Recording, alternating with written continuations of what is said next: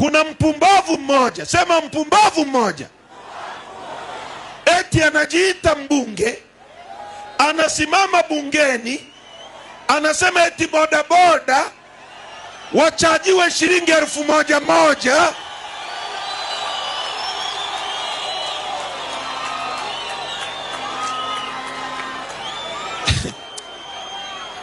na machinga, eti na machinga wachajiwe shilingi 1,000 eti kulima barabara. Huyo ni mavi, sio mavi? Arafu eti alikuwa na attempt, anawatuma watu eti mpigieni Heche simu mumwambie sijui akifika Mbeya asiniseme mimi. Wewe koma ukomae, usinijaribu, usinijaribu. Mbeya peoples, tuko serious na ukombozi wa nchi yetu, sawa sawa.